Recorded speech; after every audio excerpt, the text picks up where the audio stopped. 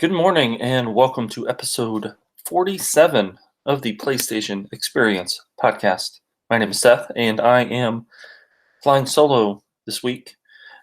Just have a quick show. It's holiday week here. There are a couple of big news items, but wanted to make sure that we got out to you with another episode of the PlayStation Experience.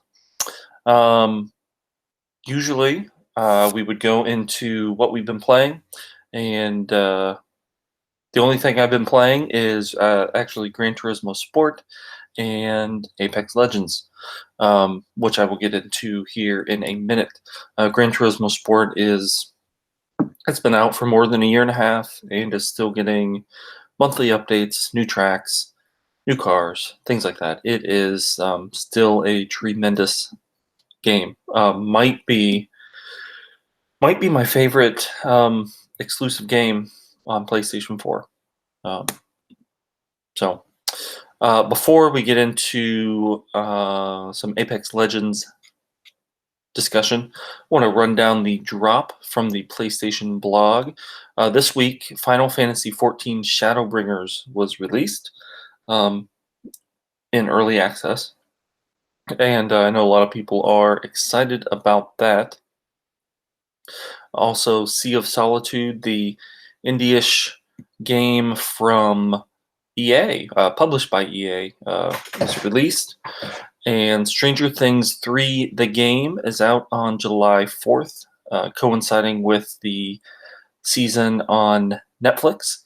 From my understanding, do not play the game unless you've watched the movie or watched the show. I think the game covers the same story, so be careful with that.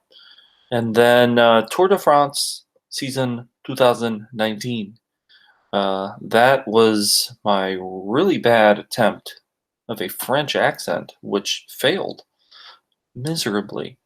Anyway, the yellow jersey is yours. The official route of the 21 stages of the 2019 Tour de France has been reproduced down to the last detail and will take you from Belgium to the Champs-Élysées. Wow. You can also play online for the first time in the history of the series, challenging up to 3 other players in shorter, more intense races. I've never played a Tour de France game. I think about it frequently. I don't know.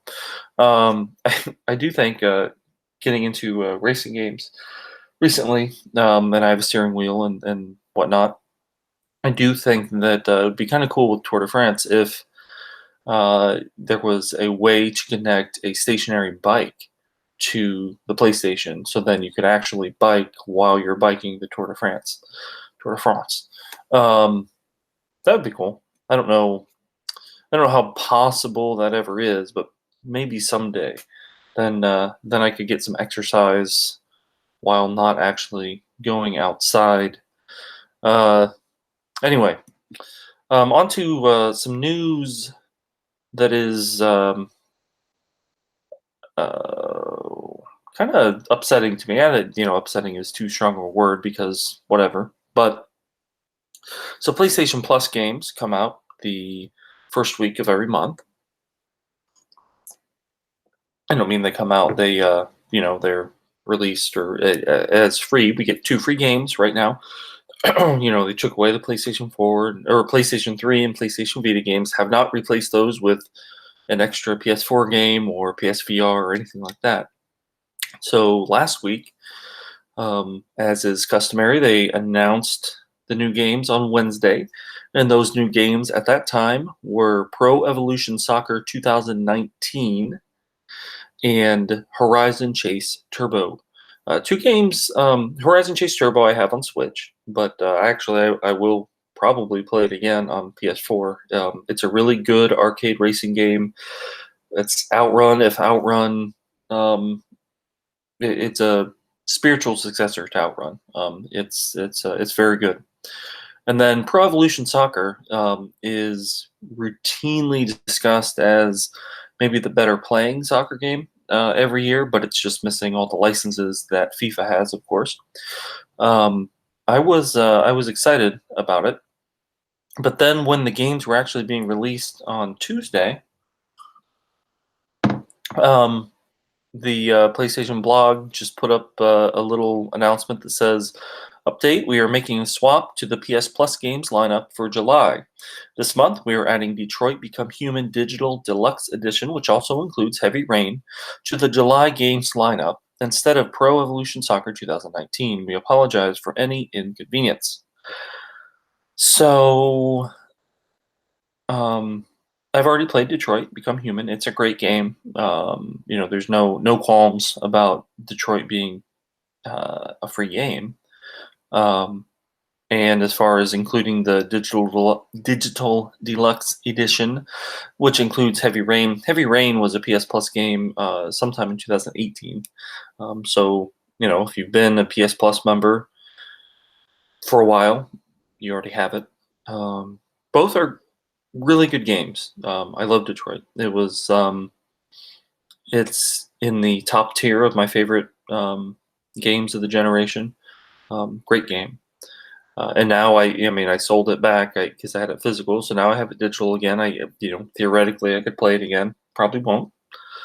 Um, but I was really disappointed about Pro Evolution Soccer not being part of the lineup. But that every month I talk about oh, I'm going to play this PlayStation Plus game, and I played Borderlands 2 a little bit last month and moved on. I really don't play these PlayStation Plus games very much. So that'll be something to. I was really disappointed about this one though. Really was. So moving on to other things. There was a tweet from @Nibellion, Nibellion. I actually didn't see the source for this. Oh, it's a Japanese website, nikkei.com. Sony Entertainment, SIE, Sony Interactive Entertainment President Jim Ryan says that Sony is thinking about acquiring studios as content becomes more and more important, especially with the rise of Google Stadia. So this is cool. This is interesting. Over the past 5 or so years, we keep hearing about Sony closing studios. So now this is sort of a reversal. They have a great group of first-party studios, but they have closed a few over the years. And supposedly, they're opening that. There's a new studio down in Santa Monica that might be working on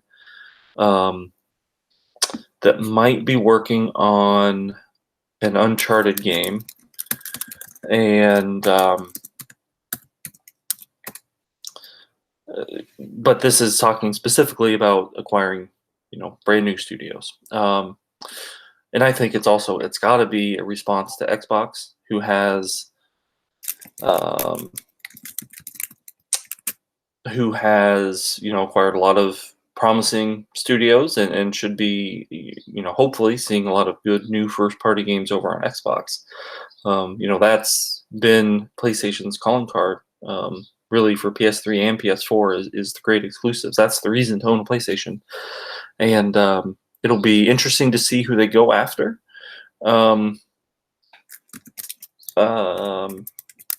There's Housemarque, who's had a great second party relationship with Sony for years. That could be great. There was a tweet recently where Shuhei Yoshida was going to visit Housemarque, so who knows? Of course, Shuhei is in charge of the first party studios. There's always Insomniac Games, which has it has published some games over on Xbox, but it's had a great second party relationship with Sony. That would be a big get. We'll see. I honestly hope whoever they go for, that they broaden their offerings a bit. There are a lot of all these games that are coming out for PlayStation. We covered last week with Kevin, actually. but the upcoming games are all mature third-person action games. It would be great to see some more kid-centric um, games.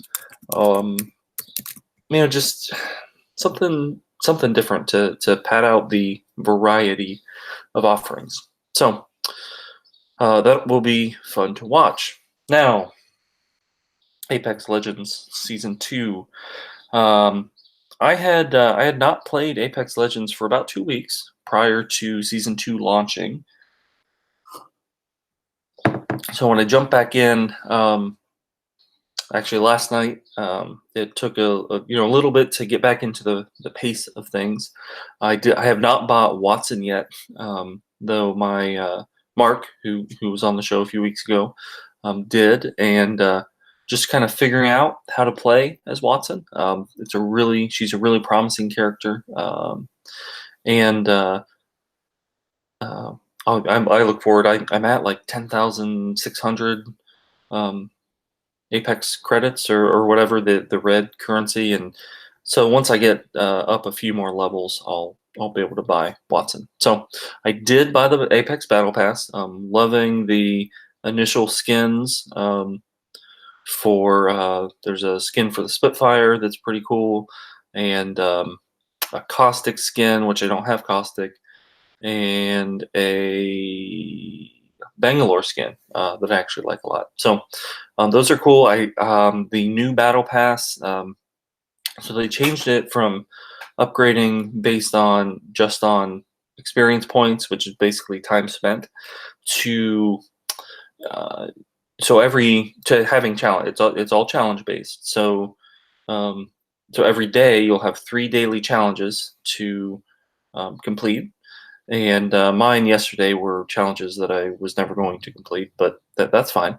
And then weekly, there's one challenge. There's recurring weekly challenges. One is if you earn 9,000 XP, you get a battle pass level, and then after you get that, it goes up to, if you earn 18,000 XP after that, you get another battle pass level. So essentially, just on XP alone, you can get 2 battle pass levels in a week for the amount that you could get 1 battle pass level in season 1.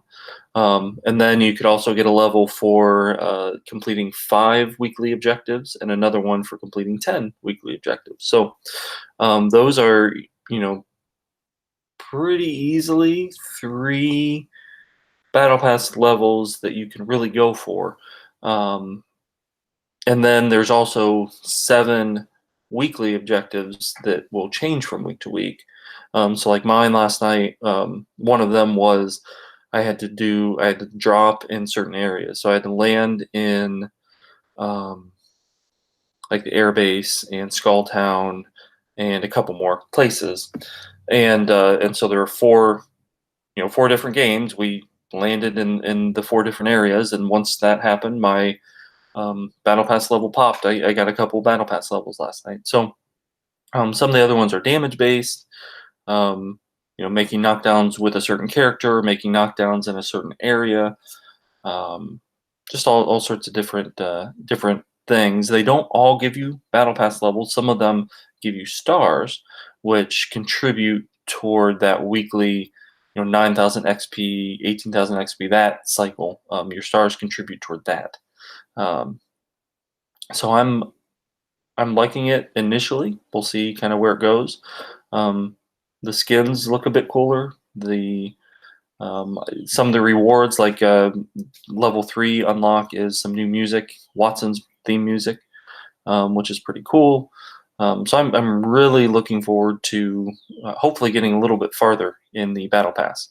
The other big changes to the game. There were a lot. There's a huge season 2 patch notes. They changed a bunch of weapons. They changed some characters and how they work a little bit, and so on. So you should definitely check those out. But the big change, there have been some map changes, which I'm still exploring and figuring out. So on the Apex Legends site, it says disaster has struck Kings Canyon, home of the Apex games. A repulsor tower built to drive away the area's native wildlife collapsed, clearing the way for a stampede of creatures into the arena. Images of the disaster have been splashed across hollow screens from Solace to Samath, I don't know, and hardly a reporter in the Outlands neglected to comment. Under normal circumstances, we at the Outlands Journal would leave such straightforward reporting to the mainstream. But reports of a mysterious figure appearing in the arena moments before the tower's destruction suggest something more nefarious than an industrial accident. The Journal has obtained photo evidence of some of the damage to the arena, and we believe the truth is hiding in plain sight. Um, there's the Apex Legends Shattered Forest, which has changed. In the aftermath of the tower's collapse, the once peaceful leviathans that hovered beyond the cliffs of Kings Canyon tore through the area, destroying several familiar landmarks in their violent stampede. The small abandoned town on which they settled is now little more than a pile of rubble. Um, Shattered Forest has changed. The shipping container town, the leviathans that they look like huge dinosaurs or something, are just standing there in the middle. I have seen them move a little, just like lift up their leg and go back down. I don't know if you can get caught under that or not. Don't know that I'm going to test that, but um, their flyers, the dragons, have gone around. They are in. Um, we saw them in cages last night, and so I don't know. My team killed them, and I'm not sure if that's we didn't get any reward or anything, and I don't know if you kill them there if they don't fly out later or if they're just kind of window dressing. I don't know. So there have been a number of other um, changes to the map that I'm still discovering and figuring out what exactly has changed. But I like it. It adds some variety right now. Um, Another thing that they added was ranked mode, which I have not dived into yet, but it is a ladder system. Starts you out at bronze level 4, and there are 4 levels. So you have bronze 4, 3, 2, 1, and then it'll go up to. Let me look at the image here. Bronze, silver, gold, platinum, diamond, and apex predator. So we did not dive into that last night. I sort of figure at the beginning of the season here, all of the uh, major players are going to be diving into that and leveling up pretty quickly. So I think we're going to wait a week or two and then get into the ranked mode and really see kind of where we are. And last night, um, we did, and throughout the rank mode, the higher rank you get, the more rewards that you will get. There are, it's really good. They have a good post about it on the Apex Legends site on EA. So definitely check that out. So last night we were playing, like the map changes. As far as like some of the gameplay balance changes, like I played with the R99, and right away it just felt better. And I've liked that gun for a while in this game, but it felt. I ran into an opponent within like 2 minutes of my first match and got a kill right away with it, and so it felt good. So we played a number of games, and the games got tougher, which makes sense. I'm sure more people were playing last night, and a lot of people dived into it because of season 2. But we had some trouble for a while. But then, we got to the end of the night, and we're like, okay, this is our last game, and we won. So that was pretty cool. I do one thing they changed. Another thing they changed. They added a stats page. So if you're on your the main screen, as you're saying, deciding what to do and when to start the next match, if you click on your name, it'll bring up a stats page, and it'll show you overall stats and current season stats, and it shows you your overall wins, knockdowns, kills, damage done, assists, kind of moving forward. That's something they're tracking now.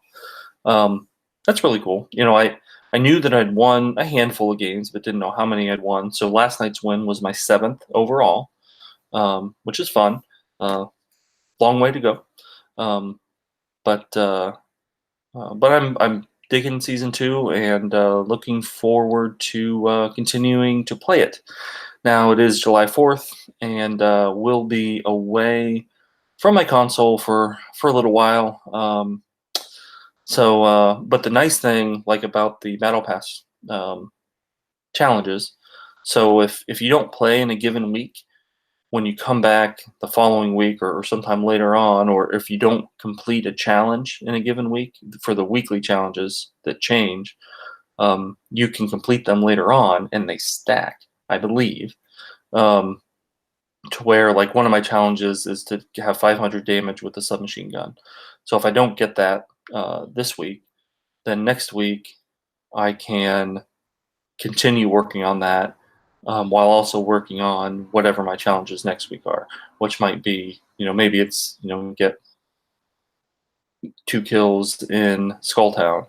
Well, if I get those 2 kills with the submachine gun, that counts toward my submachine gun damage. So anyway, good changes. I will see everyone on the battlefield. Find me on PlayStation Network at Seth is the Goat, and we can play some Apex Legends.